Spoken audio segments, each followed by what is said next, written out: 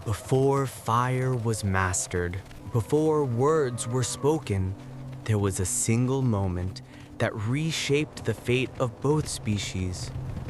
A creature born of thunder and fear stood before man. Its heart could flee, but it didn't. It waited, it listened, and then it lowered its head.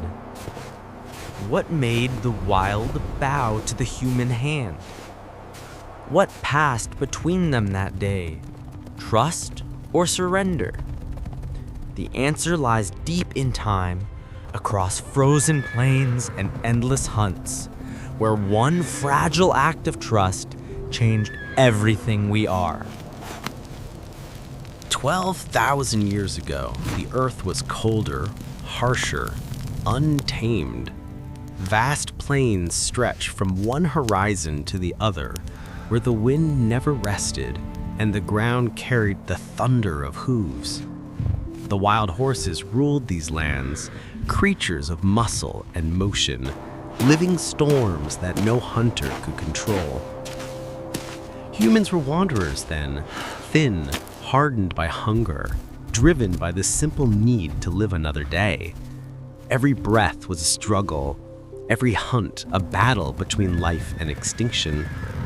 They followed the herds, not only for food, but for a glimpse of something beyond survival: strength, grace, freedom.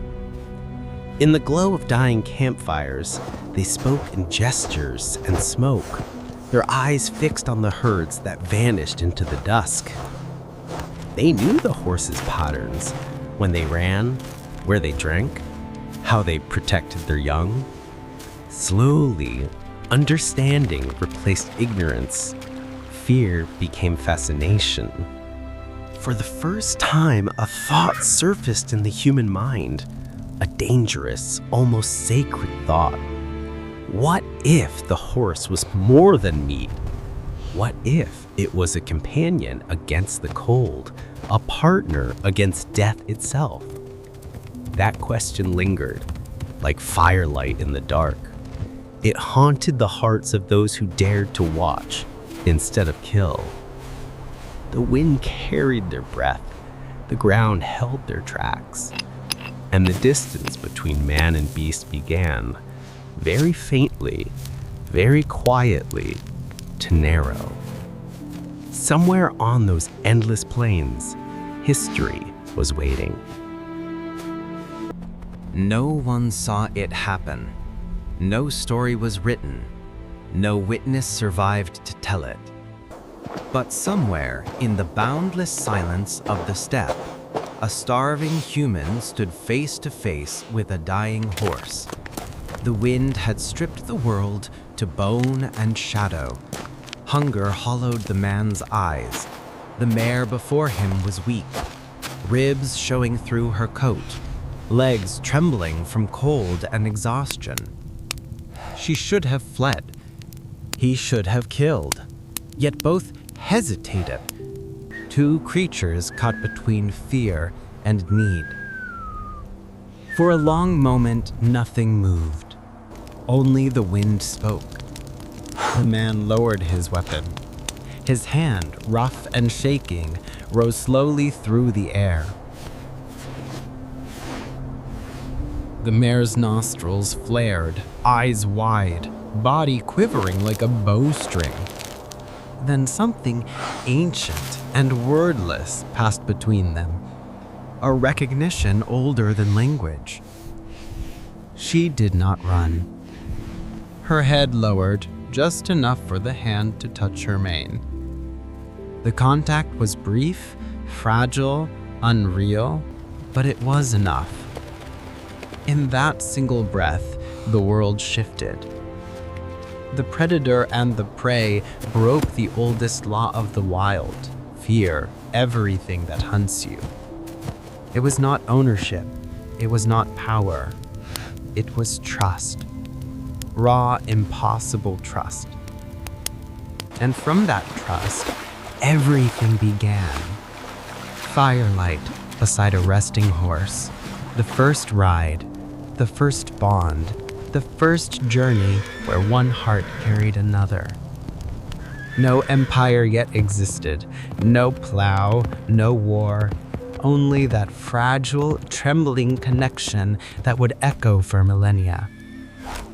The first touch, the first trust, the first bridge between two worlds.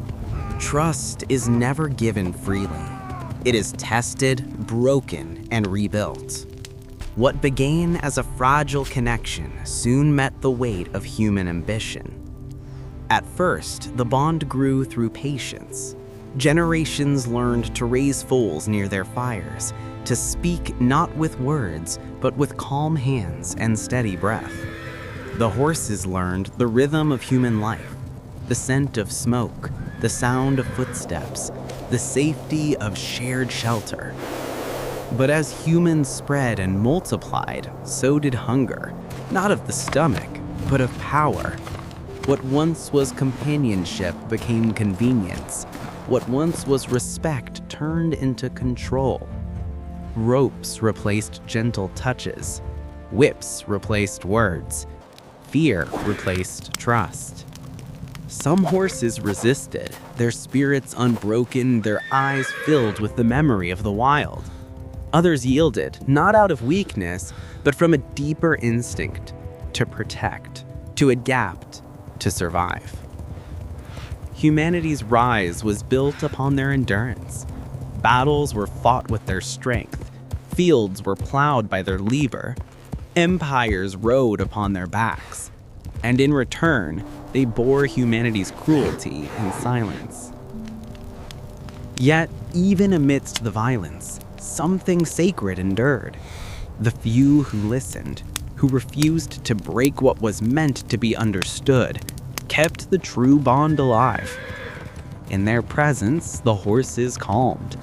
Around them, the storms inside the animal's heart quieted. Those humans rediscovered what their ancestors once felt in that first frozen plain, that trust cannot be taken. And even when the machines arrived, even when the iron wheels and roaring engines replaced hooves on the earth, the memory remained. The connection did not vanish.